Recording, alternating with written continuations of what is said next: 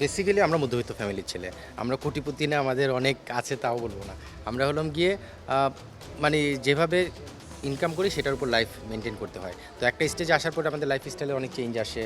Family, ছেলে-মেয়ে, বাচ্চাদের অনেক ব্যাপার-স্যাপার থাকে। তবে কি বিসিবির দেয়া বেতনে অসন্তুষ্ট হান্নান সরকার?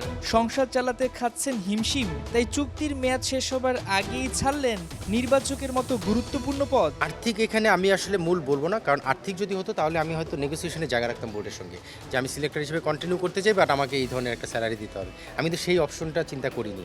আমি চিন্তা করেছি আমার ফিউচার কেরিয়ার, আর্থিক কেরিয়ারের সঙ্গে সঙ্গে কিন্তু ফিউচারটাও চিন্তা করতে হচ্ছে। আমার কাছে মনে হয় লং রানে কোচিংটা থাকলে আমি ফিউচারটা অনেক স্টেবল হবে, আমি ধীর স্থিরভাবে কাজটা করতে পারবো, নিজেকে ডেভেলপ করার বয়সটা এখনও রয়েছে, মাঠে ডিরেক্ট কাজ করার অনেক অপরচুনিটি রয়েছে। আপনি দেখবেন যে আমাদের দেশি কোচদের আলাদা একটা মূল্যায়ন করা শুরু হয়েছে, সেটা আমাকে ইন্সপায়ার করেছে কোচিংয়ে আসার ক্ষেত্রে। কারণ আলটিমেটলি আমি ন্যাশনাল সিলেক্টর হওয়ার পেছনেও যে লক্ষ্যটা ছিল, আমি 4 বছরের বেশি এখানে কন্টিনিউ করবো না।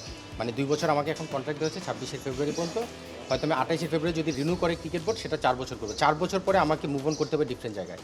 সেটা কোথায় সেটা তখন দেখা যেত, বাট দেশের প্রেক্ষাপট চেঞ্জ এবং সব কিছুর অবস্থান থেকে দেখে আমার কাছে মনে হয়েছে এখনই যদি আমি মুভ করি, আমার সামনে বেশ ভালো কিছু সম্ভাবনা তৈরি হতে পারে। বয়সভিত্তিক ক্রিকেটেও নির্বাচকের দায়িত্ব পালন করেছেন লম্বা সময়, পেয়েছেন সাফল্য। তার আমলে যুবারা জিতেছে বিশ্বকাপ, এশিয়া কাপ, সেখান থেকে প্রমোশন পেয়ে বসেছিলেন ন্যাশনাল সিলেক্টরের আসনে। 2 বছরের চুক্তি শেষ 2026-এর মার্চে, কিন্তু হুট করে কি এমন হলো ছাড়তে হলো সেই দায়িত্ব? সিলেক্টর কেরিয়ারটা অনেস্টলি যদি বলি, আসলে এটা তো কোনো পার্মানেন্ট সলিউশন না, এটা কিন্তু লম্বা কেরিয়ার হওয়ার জায়গা না। 3-4 বছর পরে আলটিমেটলি আমাকে সরে যেতেই হবে। যদিও আর 1 বছর আছে, তারপরে হয়তো রিনিউ হতে পারে, হলে হয়তো আরও কন্টিনিউ হওয়ার ব্যাপার থাকে। বাট আমার কাছে মনে হচ্ছে আমার ফিউচার কেরিয়ারের জন্য আমার কোচিং কেরিয়ারটা আরও ভালো করার সুযোগ রয়েছে এবং আমার এক্সপিরিয়েন্সও রয়েছে। আমি লেভেল 2ও করেছি 2011-তে। তো সব জায়গা থেকে কোচিংটা আমাকে সাপোর্ট করছে এবং আমার ফিউচার কেরিয়ারের জন্য আমার কাছে মনে হচ্ছে এটা ডিসিশনটা যেতেই হবে, সেটা আজকে হোক, কালকে হোক বা 2 দিন পরে হোক।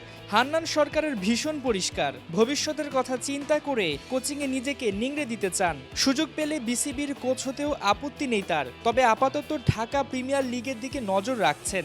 ডিপিএল দিয়ে কোচিংয়ে ফেরার ইচ্ছা তার। মাহমুদুল হাসান সজীব, ৭১।